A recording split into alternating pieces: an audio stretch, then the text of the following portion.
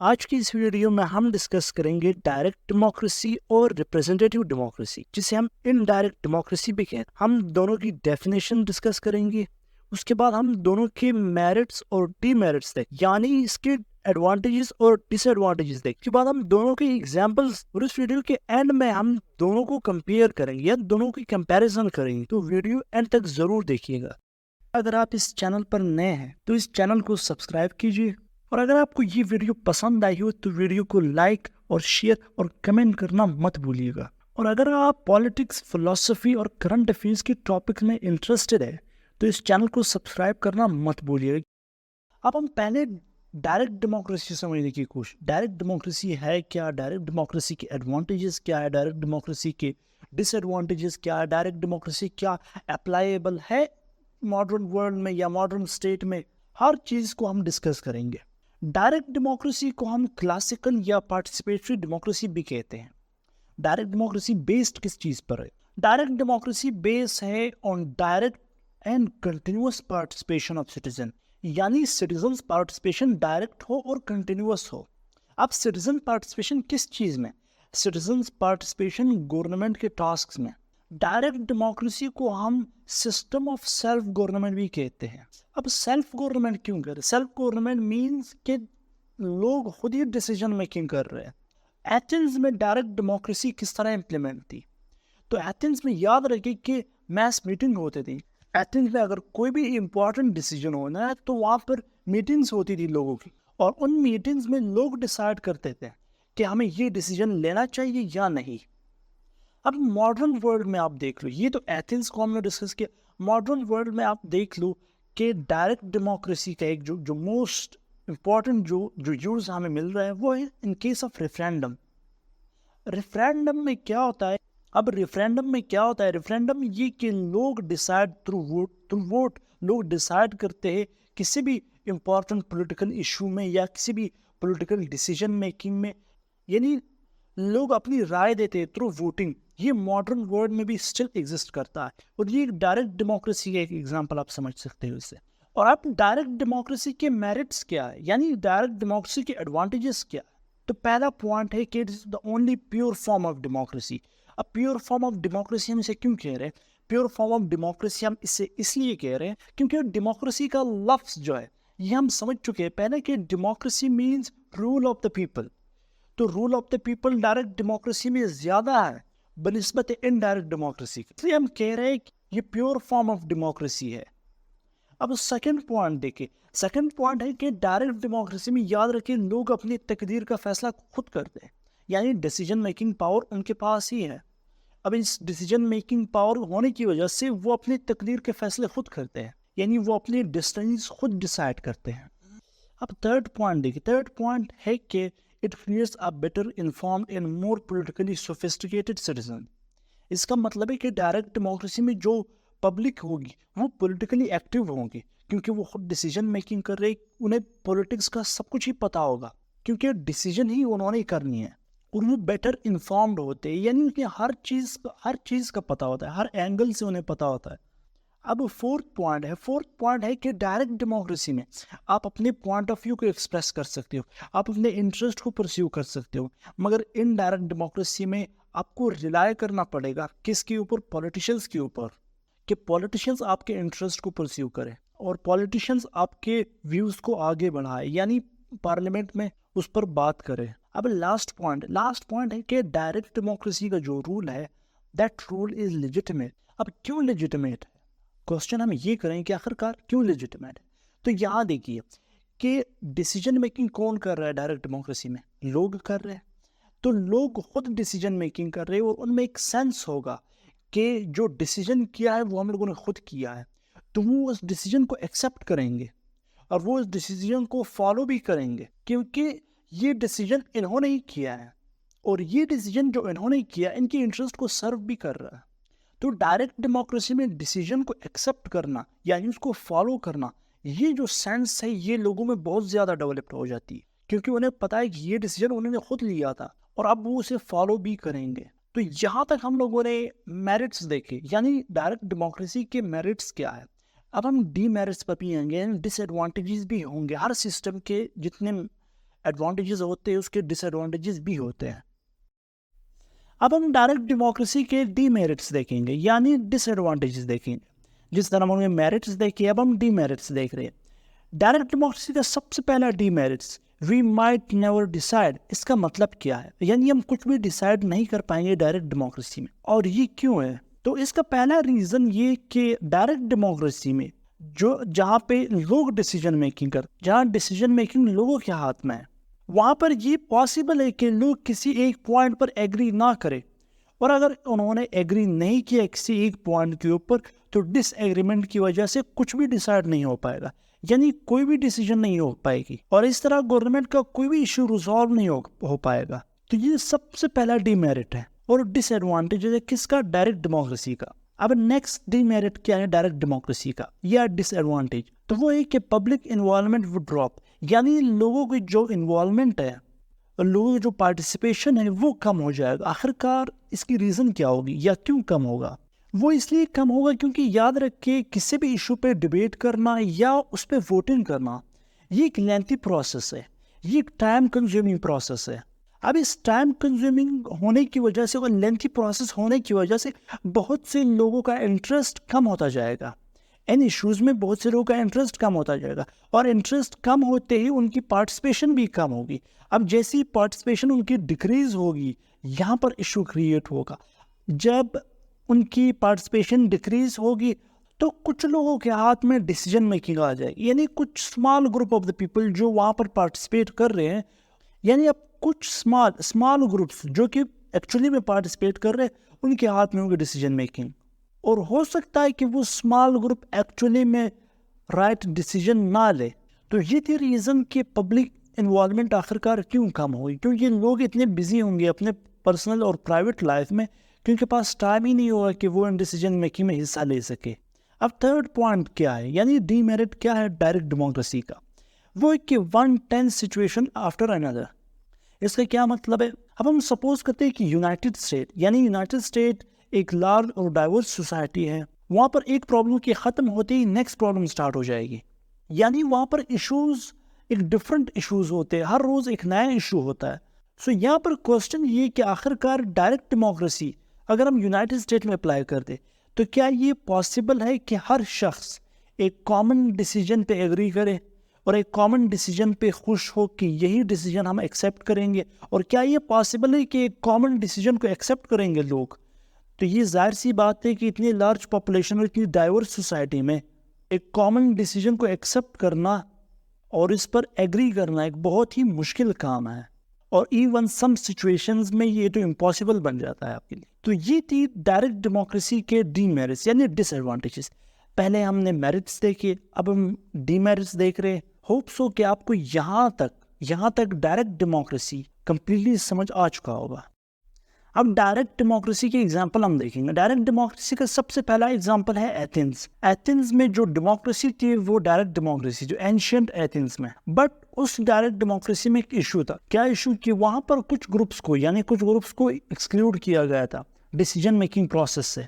वो उन ग्रुप्स में शामिल थी women, enslaved people and outsiders. इन 3 ग्रुप्स को एक्सक्लूड किया गया था, यानी ये लोग डिसीजन मेकिंग में हिस्सा नहीं ले सकते। और नेक्स्ट पॉइंट है कि एथेनियन डायरेक्ट डेमोक्रेसी में सिर्फ वो मैन या वो शख्स हिस्सा ले सकता है जिसकी एज 20 से अबव है। और मॉडर्न एग्जाम्पल क्या है, यानी मॉडर्न सोसाइटीज में डायरेक्ट डेमोक्रेसी क्या एग्जिस्ट करती है?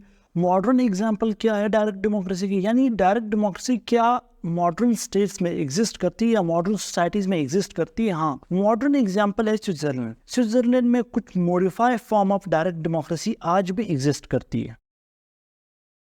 अब रिप्रेजेंटेटिव डेमोक्रेसी और इनडायरेक्ट डेमोक्रेसी दोनों सेम है। आप इसे रिप्रेजेंटेटिव डेमोक्रेसी भी कह सकते हैं, आप इसे इनडायरेक्ट डेमोक्रेसी भी कह सकते हैं। अब इसकी सबसे पहले हम ब्रीफ हिस्ट्री देखेंगे, उसके बाद डेफिनेशन देखेंगे, उसके बाद मेरिट्स और डीमेरिट्स देखेंगे। तो ब्रीफ हिस्ट्री में जब हम देखते हैं तो रिप्रेजेंटेटिव डेमोक्रेसी सबसे पहले एंशिएंट रोम रिपब्लिक में थी, यानी जो वेस्टर्न डेमोक्रेसी आपको मिल रही है, रिप्रेजेंटेटिव डेमोक्रेसी जो हम देख रहे हैं आजकल, वो एंशिएंट रोमन रिपब्लिक्स के साथ बहुत ज़्यादा रिजेंबल करती है, बहुत ज़्यादा मिलती है वहाँ से। और एंशिएंट रोमन रिपब्लिक में ही सबसे पहले इनडायरेक्ट डेमोक्रेसी अप्लाई हुई थी। तो ये एक एक कॉमन एग्जांपल हमें मिलता है एंशिएंट रोमन रिपब्लिक का। सेकंड हम यूनाइटेड स्टेट को देखेंगे कि आखिरकार वहाँ पर इनडायरेक्ट डेमोक्रेसी किस तरह है। वहाँ पर 3 ब्रांचेस है, लेजिस्लेटिव, एग्जीक्यूटिव एंड जुडिशियल। तो लेजिस्लेटिव यानी लॉ मेकिंग प्रोसेस, तो वो कांग्रेस है। कांग्रेस को फिर हम फर्दर डिवाइड करते हैं house of representative and senate में। तो नेक्स्ट है एग्जीक्यूटिव। एग्जीक्यूटिव मीन जो लॉ को इम्प्लीमेंट कराएगा, जो लेजिस्लेटिव बॉडी ने बनाई है। तो उसमें है प्रेसिडेंट, प्रेसिडेंट के साथ वाइस प्रेसिडेंट होता है और प्रेसिडेंट का एक कैबिनेट होता है। अब जुडिशियल में आ जाए जो कि थर्ड ब्रांच है। जुडिशियल में है सुप्रीम कोर्ट, और सुप्रीम कोर्ट के साथ कनेक्टेड है अदर कोर्ट्स। सुप्रीम कोर्ट जो कि हायर कोर्ट है और बाकी जो कोर्ट्स है वो लोअर कोर्ट्स है। अब रिप्रेजेंटेटिव डेमोक्रेसी, रिप्रेजेंटेटिव डेमोक्रेसी है क्या और रिप्रेजेंटेटिव डेमोक्रेसी के मेरिट्स क्या है, रिप्रेजेंटेटिव डेमोक्रेसी के डीमेरिट्स क्या है, सब हम डिस्कस करेंगे। रिप्रेजेंटेटिव डेमोक्रेसी को इनडायरेक्ट डेमोक्रेसी भी कहा जाता है। तो रिप्रेजेंटेटिव डेमोक्रेसी में 2 पॉइंट है। एक तो ये है कि ये लिमिटेड है। अब लिमिटेड क्यों है, इस पॉइंट को डिस्कस करेंगे आगे जाकर। और दूसरा पॉइंट ये कि इनडायरेक्ट है। इनडायरेक्ट क्यों है, दोनों पॉइंट्स को, यानी लिमिटेड क्यों है और इनडायरेक्ट क्यों है, दोनों को डिस्कस करेंगे। सबसे पहले हम डिस्कस करेंगे लिमिटेड क्यों। सो लिमिटेड इसलिए क्योंकि लोगों की जो पार्टिसिपेशन है, पब्लिक जो पार्टिसिपेशन है, वो सिर्फ वोटिंग तक है। यानी लोग पार्टिसिपेट कर सकते हैं इस डेमोक्रेसी में भी, बट सिर्फ थ्रू वोटिंग। और इनडायरेक्ट क्यों है ये, और इनडायरेक्ट इसलिए है, और इनडायरेक्ट इसलिए क्योंकि पीपल यहाँ पर, यानी जो लोग हैं, वो डायरेक्टली पावर को एक्सरसाइज नहीं कर रहे, वो किसी को इलेक्ट करते हैं। अब जिसको उन्होंने इलेक्ट किया हुआ है वो शख्स उनके बिहाफ पर डिसीजन कर रहा है और वो शख्स रूल करेगा इनके बिहाफ पर। तो यहाँ पर एक और इम्पोर्टेंट पॉइंट देखिए कि पॉइंट ये कि हम लोगों ने लोगों और गवर्नमेंट को, यानी पीपल और गवर्नमेंट को लिंक करने की कोशिश की, किस में, इनडायरेक्ट डेमोक्रेसी में। अब ये लिंक अगर वीक है तो डेमोक्रेसी भी वीक होगी, यानी रिप्रेजेंटेटिव डेमोक्रेसी वीक होगी। अगर ये लिंक स्ट्रांग है तो रिप्रेजेंटेटिव डेमोक्रेसी स्ट्रांग होगी। अब ये लिंक वीक क्यों होगा, वीक इसलिए होगा कि जब गवर्नमेंट कुछ इस तरह डिसीजन करे जो लोगों के इंटरेस्ट के अगेंस्ट हो, यानी उनके इंटरेस्ट को सर्व ना करे वो, और गवर्नमेंट पावर का मिसयूज करे, अपनी जो पावर है उसको मिसयूज करे, तो ये जो लिंक है ये वीक होगा। अब इस लिंक या जो कनेक्शन है लोगों और गवर्नमेंट के दरमियान, इसके वीक होते ही डेमोक्रेसी भी वीक हो जाएगी। और अगर ये लिंक स्ट्रांग है, यानी गवर्नमेंट वो डिसीजन कर रही है जो पब्लिक के इंटरेस्ट में, या गवर्नमेंट अपने पावर को मिसयूज नहीं कर रही, तो ये लिंक स्ट्रांग होगा और डेमोक्रेसी भी स्ट्रांग होगी। अब हम देखेंगे मेरिट्स क्या है, यानी स्ट्रेंथ क्या है रिप्रेजेंटेटिव डेमोक्रेसी के। जिस तरह हम लोगों ने डायरेक्ट डेमोक्रेसी में देखा, पहला पॉइंट है कि यहाँ ऑर्डिनरी सिटीजन्स पर जो बर्डन होता है डिसीजन मेकिंग। देखिए, डिसीजन मेकिंग एक इजी प्रोसेस नहीं है। डिसीजन करना और बाद में उसे इम्प्लीमेंट करना ये एक टफ प्रोसेस है। तो रिप्रेजेंटेटिव डेमोक्रेसी में, यानी इनडायरेक्ट डेमोक्रेसी में, हम ऑर्डिनरी सिटीजन से ये बर्डन ले लेते हैं। वो बर्डन क्या है, वो बर्डन है डिसीजन मेकिंग। अब डिसीजन मेकिंग गवर्नमेंट करेगी उसके बिहाफ पर। और सेकंड मोस्ट इंपॉर्टेंट पॉइंट है, यहाँ देखिए आपने डायरेक्ट डेमोक्रेसी को देखा, डायरेक्ट डेमोक्रेसी में याद रखिए हर शख्स डिसीजन मेकिंग कर रहा था। अब मस्ट नहीं है यहाँ पर कि जो शख्स डिसीजन मेकिंग कर रहा है वो एक्सपर्ट है पॉलिटिक्स का, या उसके पास एजुकेशन है या पॉलिटिकल एक्सपीरियंस है उसके पास, वो जो डिसीजन मेकिंग कर रहा है।